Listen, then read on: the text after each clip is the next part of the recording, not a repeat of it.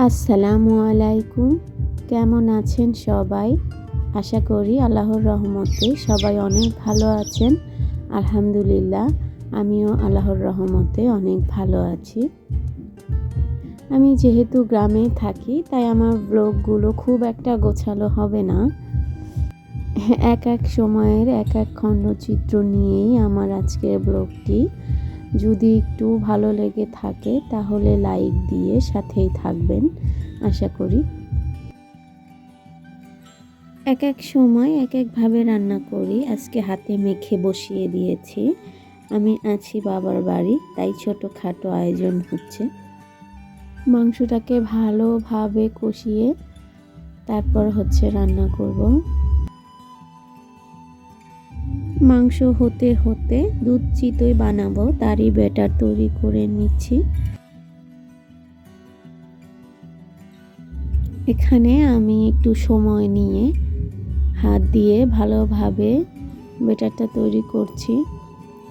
কোনো রকম কোনো ইস্ট বা সোডা এগুলো কিছুই ব্যবহার করিনি। এগুলো ছাড়াই আমি চেষ্টা করে দেখি কতটা ভালো পারি। চলুন দেখা যাক।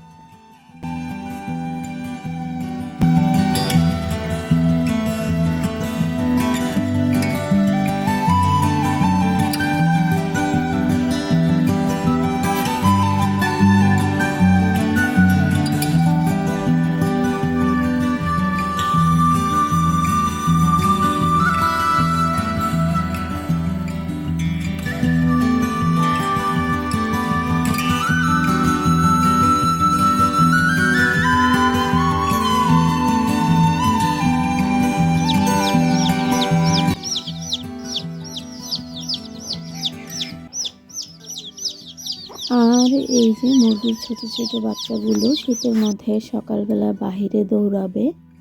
আর আশেপাশে যেহেতু জঙ্গল, বেজি শিয়াল এসবও আছে, তাই মা এগুলোকে এভাবে বেঁধে রেখেছে। আমি উঠেছি একটু দেরিতে, রোদ উঠে গেছে, মা সব কাজ গুছিয়ে ফেলেছে। বাড়িতে আসলে কেমন যেন শরীর অলস হয়ে যায়, কাজ করতে ইচ্ছে করে না। অথচ শ্বশুর বাড়িতে কত কাজ করতে হয়, তখন এত ক্লান্তি থাকে না। বাবার বাড়ি আসলে এত ক্লান্তি কোথা থেকে আসে আল্লাহ জানে। আমার ভাই নেই, তাই ভাইয়ের বউ হবে না।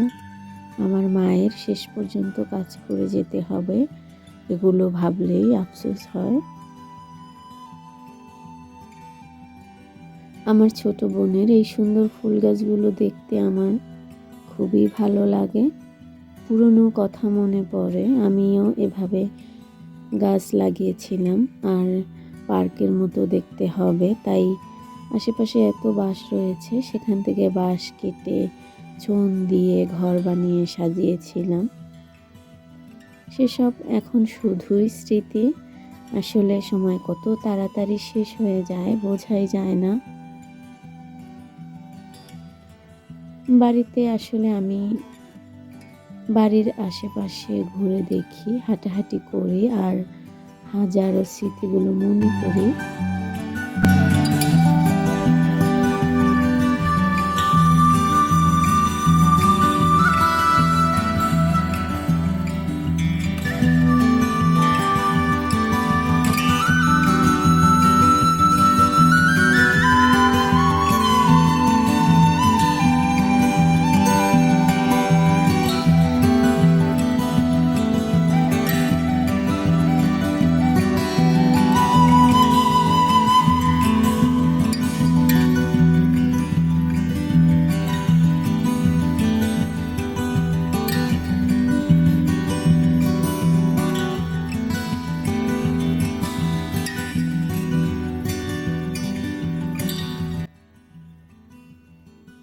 এখানে বাড়ির আঙিনায় মায়ের সবজির ক্ষেত আছে। সবজি খেতে পারা তো মজার, কিন্তু বাড়িতেই সব সবজির গাছ দেখলেই এক অন্যরকম মনে আনন্দ লাগে।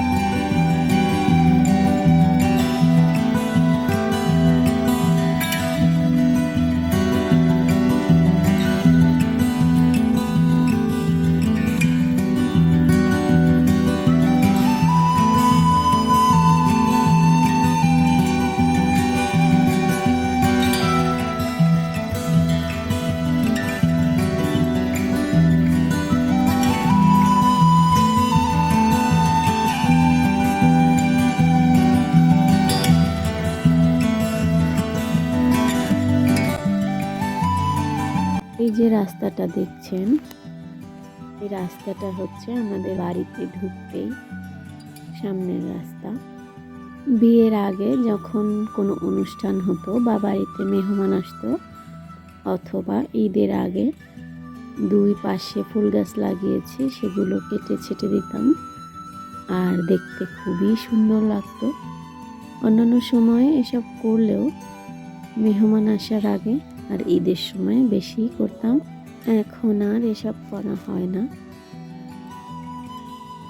ফুল এত সুন্দর যে বাচ্চারা লোভ সামলাতে পারে না। সোয়াইব তো একটা ছিঁড়ে হাতে নিয়েই ফেলেছে। ওর আন্টি যদি দেখে তাহলে আবার কান্নাকাটি শুরু করে দিবে।